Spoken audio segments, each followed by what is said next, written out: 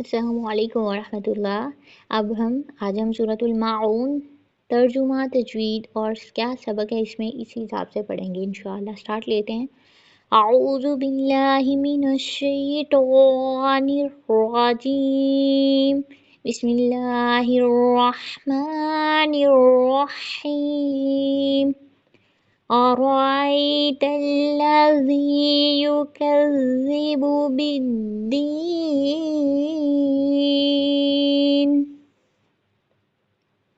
فذلك الذي يدعو اليتيم। ठीक है माशाल्लाह। तो अब हम इसकी तजवीद देख लेते हैं, तर्जुमा देख लेते हैं और क्या सबक है वो चीज़ें डिस्कस कर लेते हैं। सबसे पहले हमज़ा की अदायगी फ़ोकस में रहे, ज़बर मुँह खोल के अदा होती है प्रॉपर। रॉ पर ज़बर है तो वो भी हमारे पास प्रॉपरली मोटा अदा होगा। और हमज़ा पर जहर की सिफ्त लगती है ना तो बुलंदी आएगी इसमें, यानी ऊंची आवाज़ में। आ रॉ, इसको आ रॉ ऐसे नहीं पढ़ना, ठीक है। हमज़ा को मजबूती के साथ आ रॉ आई टा, जहाँ पे भी हमज़ा आएगा ना मजबूती के साथ। और इसमें आगे भी जाके आप एक सिफ्त पढ़ेंगे कि आपने ये मखरज से मजबूती के साथ अदा होता है, ठीक है। वो फिफ्थ पेयर में जाके आती है। अगर आपने सिफ़ात सीखी हैं तो माशाल्लाह से, वेल एंड गुड। नहीं सीखी तो आप ज़रूर सिफ़ात सीखें, इसके ना सीखने से लाहने जली हो जाती है, ठीक है। हराम और बड़ी गलती। तो यहाँ पर हमज़ा को आइन से नहीं बदलेंगे और रॉ मोटा ही रखेंगे। और तल्लाज़ी, लाम मुशद्ददा मजबूती से लेकिन बारीक। तल्लाज़ी, ता भी बारीक और थोड़ी नरमी से। ता पर हम्ज़ की सिर्फ लगती है ना, तल्लाज़ी ज़ी। यहाँ पे ध्यान रखें कि जो हमारे पास ये ज़ुबान होती है ना इस तरह से, तो इसका जो ये वाला हिस्सा होता है बिल्कुल ये चलिए डिफरेंट पेंसिल यूज़ कर लेते हैं। ये वाला लेते हैं, ये देखें ये वाला जो हिस्सा होता है ना हमारे पास, ये वाला ये लगाना है आपने। ये इसके सिरे लगाने, सिरे ये वाले सिरे होते हैं ना, जो ये वाले इधर तक ये वाले ये लगाने हैं।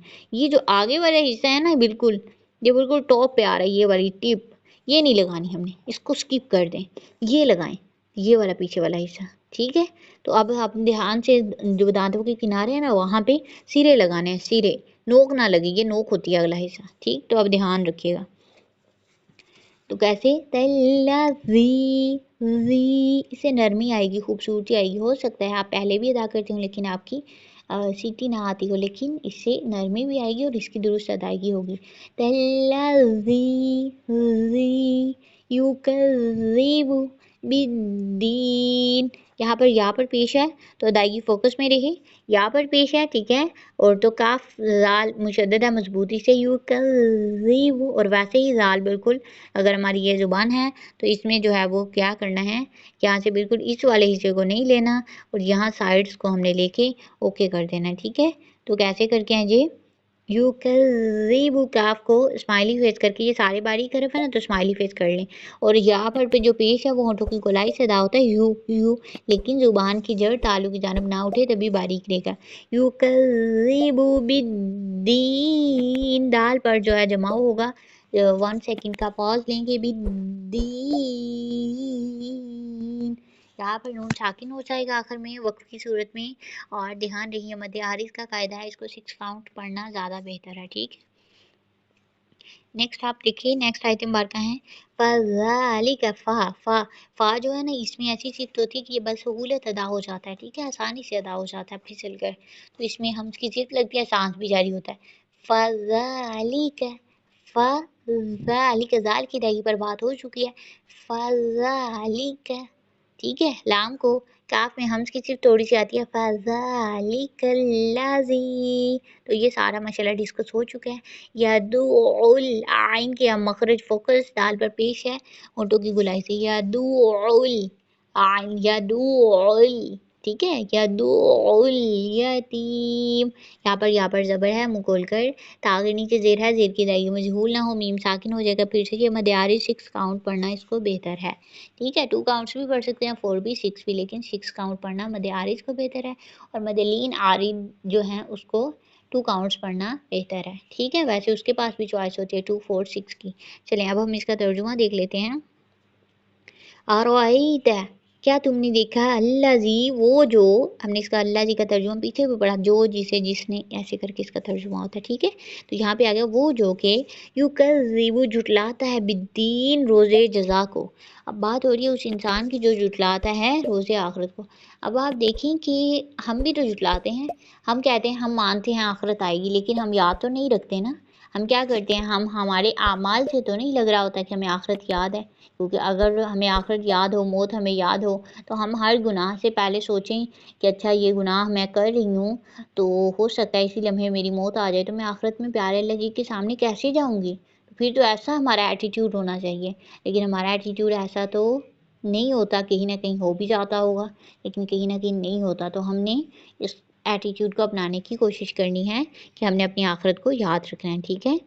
فَذَلِكَ الَّذِي یہی ہے وہ جو یدو الیتیم دکے دیتا ہے یتیم کو، یعنی کہ جس کو آخرت نہیں یاد، پھر وہ سارے غلط کام کرے گا، پھر وہ یتیم کو دکے بھی دے گا، پھر اس کی نمازیں بھی خراب ہوں گی. پھر آپ آگے پڑھیں گے پیارے اللہ جی. اب اس بندے کی جو ہے وہ بتا رہے ہیں جس بندے کو آخرت یاد نہیں، پھر وہ کیا کیا کرتا ہے، ٹھیک ہے.